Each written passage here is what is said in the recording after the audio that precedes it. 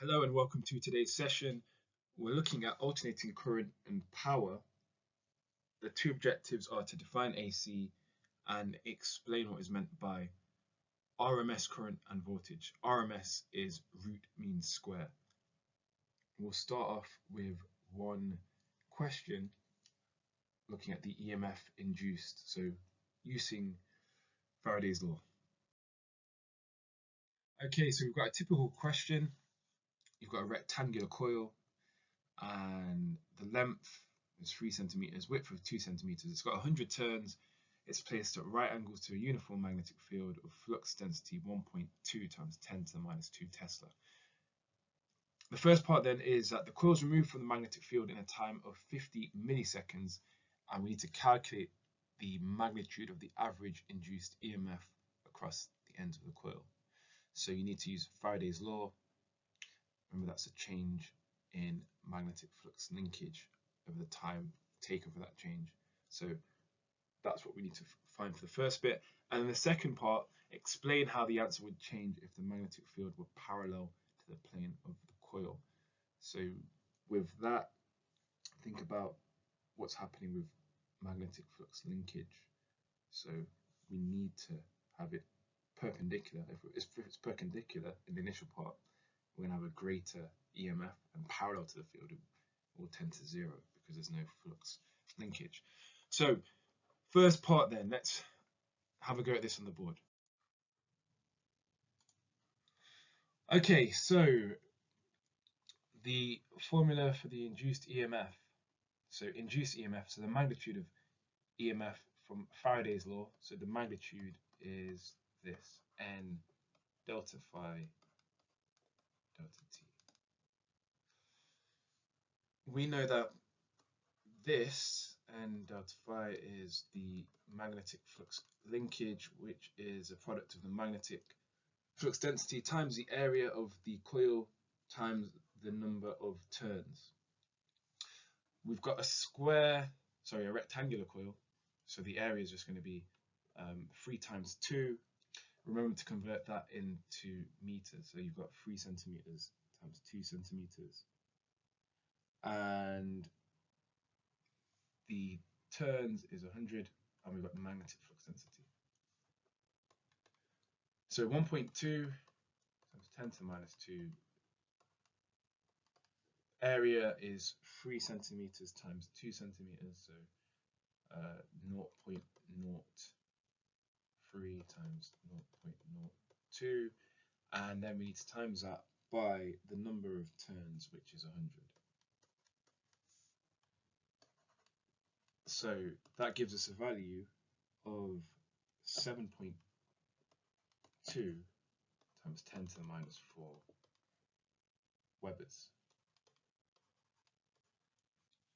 Okay, it's then removed from the field, so the final flux linkage is 0. So this is the initial value, then after it's removed it's 0. So this isn't a case like we saw in the seminar questions where the field was reversed and you had to find that change.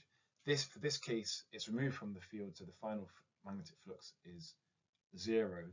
That means we can just go to the EMF and calculate it. So the EMF is just this flux linkage, because it's put in there and then it's removed over the time.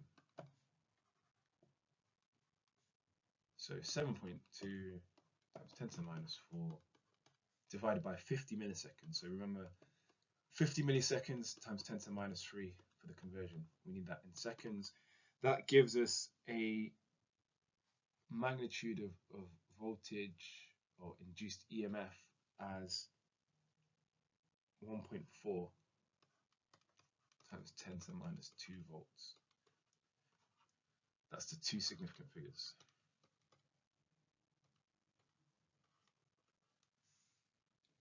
Right, this is part A, so we've done that. And now we need to part B. Part B, explain your answer. So if it's parallel to the field, if the coil is parallel to the field,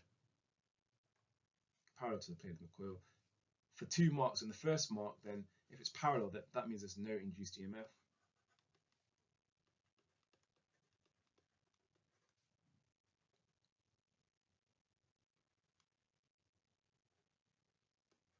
So that would be zero EMF. And that is because there's no cutting of magnetic flux linkage. So there's no cutting of the magnetic flux linkage, so there's no change in magnetic flux linkage. So we need the coil to cut the magnetic field lines, to cut those lines of flux. With that change, so when it's perpendicular, we have an EMF produced, as in part A, but when it's parallel to the field, there's no induced EMF. So there's no connection of magnetic flux linkage. Right. That is that particular question. Let's move on and look at the rest of this session.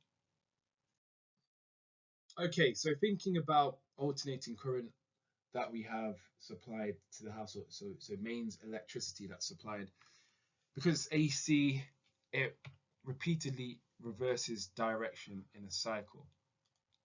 So the frequency is the number of cycles per second, and mains electricity has a frequency of 50 Hertz.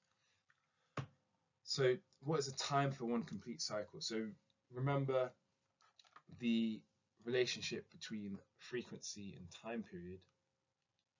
The time period is equal to 1 over the frequency. So we can find the time for one complete cycle as 1 over 50, which gives us 0.02 seconds. So that's what's happening every 0.02 seconds. We have a complete cycle. So one complete cycle takes 0.02 seconds. So this is going to be important when we think about peak voltage and RMS voltage, and peak current and peak and RMS current. So in the seminar session, we looked at the voltage, and we know that voltage, the induced EMF, can appear as a sine curve. So we looked at it as a sine curve because it's periodic change. And if we want to find the peak value of AC current, we can plot a graph of that. So you'll see a graph in the question. So the peak is going to be the maximum current or PD in either direction, and that depends on the components. So the components in the circuit and the source. The value is the difference between the peak value one way and the peak value in the opposite direction. So we can see, if you have a question or a graph, you can find the peak value.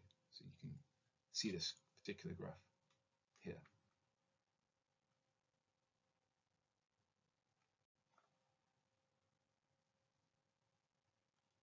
So we can use oscilloscopes to demonstrate the waveforms for alternating current, and when we're back in the lab in January, I'll show you the AC waveform. So remember, we have to be able to read the oscilloscope, use it in required practicals as well. So when we're back in January, I'll show you the oscilloscope, and remember, you can also set one up yourself. So remember, we did the oscilloscope use, and you had a series of exercises to complete using oscilloscopes, so measuring values. So we did that last year, but we'll do it as a refresher when we're back in January. In the seminar session, we talked about heating due to current, so related it to the transmission of electricity down the national grid, and talked about stepping up the voltage and reducing the current. So step up the voltage, reducing the current to reduce the power loss due to heating.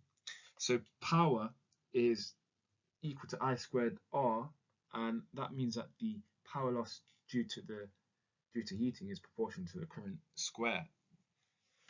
So power is I squared R, and we can relate it to a heater as well. So P is power, I is current, R is the resistance. So for a heater, where we want to calculate the power output. So we've seen this.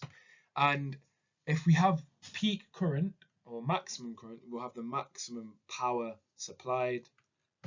And if we have zero current, then we'll have zero power supplied. And if we relate this back to an alternating current, so the alternating current reverses direction in the time period. So it's going to go from maximum in one direction to a maximum in another direction. So the current is varying. And now we'll look at how we can relate this to something called the root mean square. So we've got our power equation. We want to look at root mean square values for voltage and for current.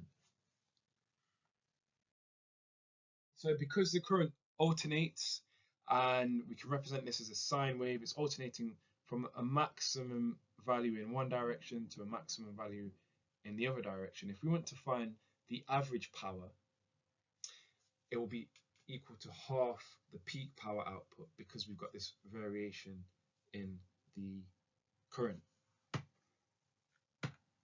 So half I naught squared R. So we can define something now called the RMS value of current. And we looked at RMS values for speed in the kinetic theory part of the course. Now we'll look at it for current here. So current and voltage. So basically the RMS value is equivalent to the direct current value that will give the same power as the mean power for an alternating current. So that's what we call this root mean square value. And we can show this graph here where we've got current and the power output. So power output here in red, and then the mean power. So the mean power, which is due to the average over time, because we've got a peak current here in one direction, it peaks, so I naught here, and then minus I naught there. Power is equal to I naught squared R, so you'd have, this is our power in red, that line there. And then the mean power is averaging over that, so averaging over the peaks of the currents. So we have that dotted line through the middle, horizontal dotted line.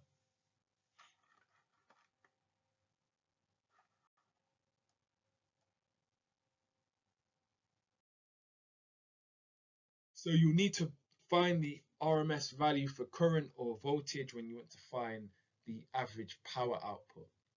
The expression for this is given on your formula sheet, but just showing you how we get to that. We can set up power equations for the average power, sorry.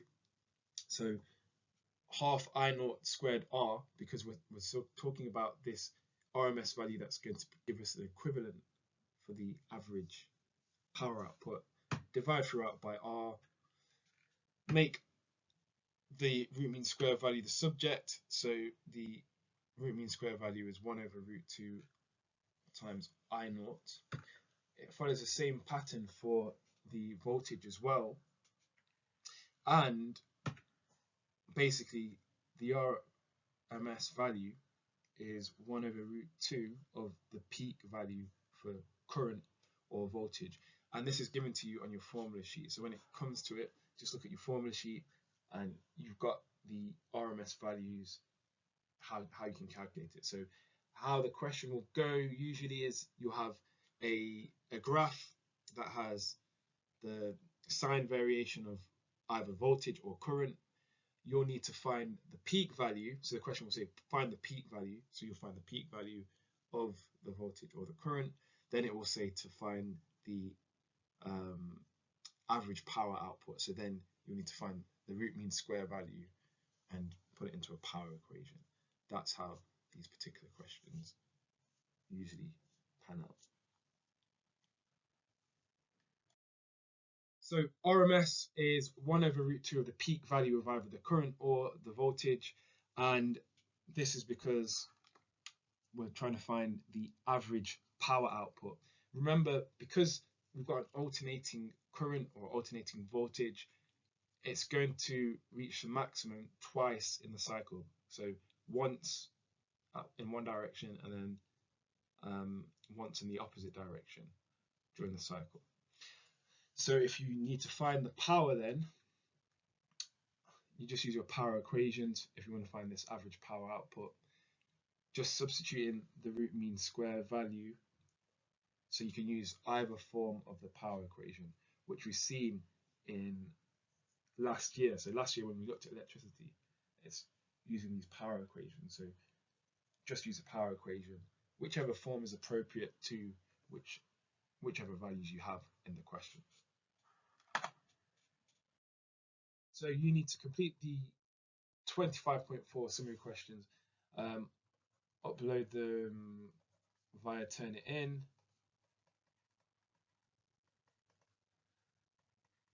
and I'll also send you an email about required practical 10. So I'm going to send you an email about required practical 10. That's in January, just some additional information that you need for that.